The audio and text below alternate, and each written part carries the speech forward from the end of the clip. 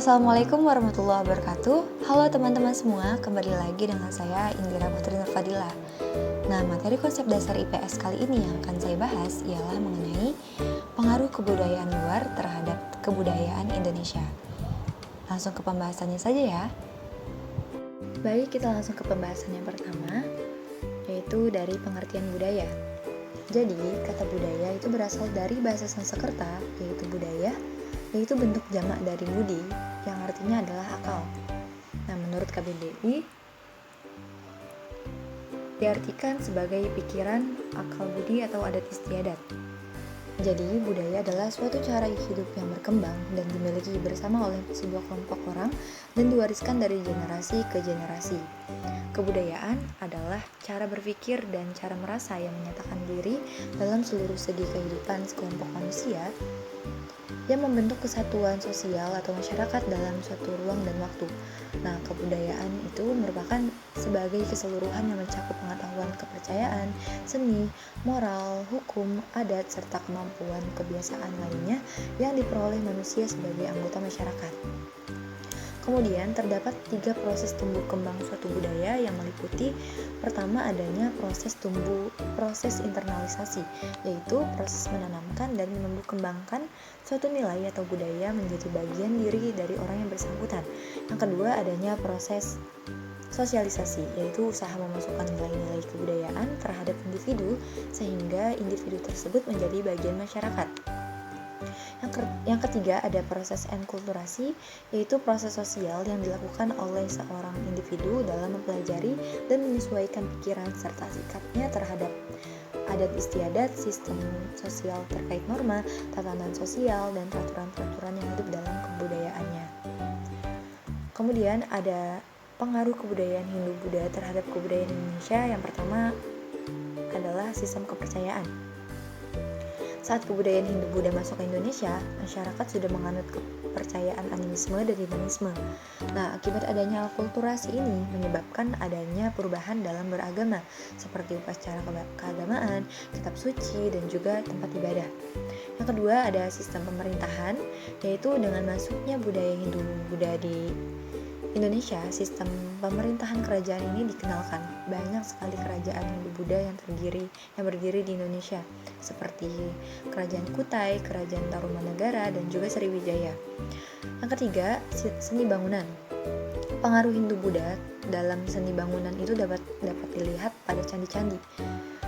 Candi Hindu berfungsi sebagai makam, sedangkan Candi Buddha berfungsi sebagai tempat pemujaan atau peribadahan. Kemudian seni rupa. Nah, contohnya itu seperti seni pahat atau ukir dan juga seni patung. Seni pahat itu biasanya berupa hiasan di dinding yang diukir pada tembok-tembok candi. Nah, sedangkan seni patung itu umumnya berupa patung atau arca raja yang contohnya seperti patung Roro Jonggrang yang terdapat di Candi Prambanan. Kemudian ada seni sastra. Karya sastra yang terkenal yang mereka bawa adalah Kitab Ramayana dan juga Kitab Mahabharata yang telah memperkaya hasanah epos dalam pewayangan Indonesia. Kemudian juga bahasa. Kerajaan-kerajaan Hindu-Buddha di Indonesia itu meninggalkan beberapa prasasti yang sebagian besar hurufnya Palawa dan juga berbahasa Sanskerta. Nah, dalam perkembangan selanjutnya bahkan hingga saat ini pun bahasa Indonesia ini memperkaya dengan bahasa Sanskerta itu. Kemudian ada juga pengaruh budaya Islam di Indonesia yang seperti seni bangunan. Yang pertama adalah seni bangunan. Bukti adanya pengaruh Islam pada seni bangunan itu ada pada masjid yang seperti atapnya bertingkat dan ada puncaknya atau mustaka, pondasinya kuat dan agak tinggi, ada serambi di depan atau di samping, ada menara yang merupakan bagian bangunan masjid untuk mengumandangkan azan ketika waktu sholat telah tiba. Yang kemudian ada seni ukir dan kaligrafi. Seni ukir yang menjadi hasil akulturasi budaya lokal dengan Islam bisa kita temukan pada berbagai bentuk. Nah, misalnya itu ukiran di hiasan masjid, bangunan makam di bagian jirot, nisan, dan juga sebagainya. Nah, kaligrafi juga merupakan seni menulis Arab tanpa harokat yang dirangkai sedemikian rupa sehingga terlihat indah. Kemudian ada seni pertunjukan. Di antara seni pertunjukan adalah semua pertunjukan yang menggunakan musik bernuansa Islam seperti gambus, nasyid, hadroh, rebana, qasidah, serta adanya pementasan wayang dalam rangka menyebarkan Islam di Nusantara. Dan yang terakhir ada seni sastra. Bukti pengaruh Islam pada seni sastra ini sangat banyak.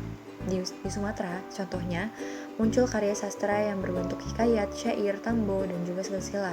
Nah, sedangkan di Jawa juga muncul karya sastra seperti suluk, babat, tembang, dan juga kitab. Kemudian ada juga pengaruh kebudayaan barat di Indonesia yang meliputi globalisasi.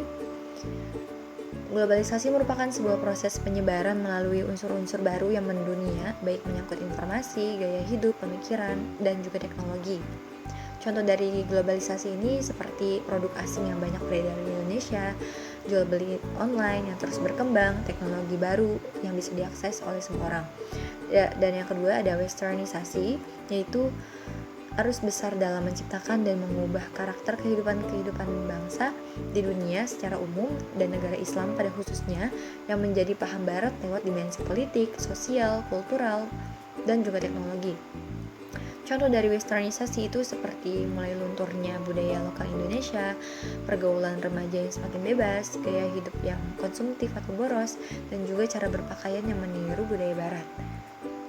Nah, yang terakhir ada modernisasi, yaitu suatu proses perubahan cara dari tradisional menjadi cara baru yang lebih maju.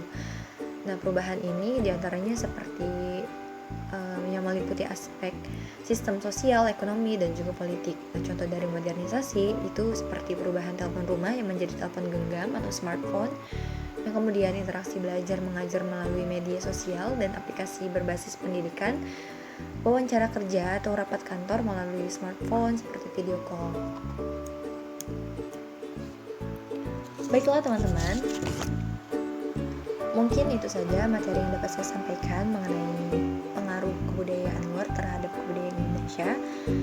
Semoga apa yang telah saya sampaikan ini bermanfaat bagi kita semua, dan juga apabila terdapat kesalahan atas kata-kata atau informasi yang telah saya sampaikan, mohon maaf sebesar-besarnya.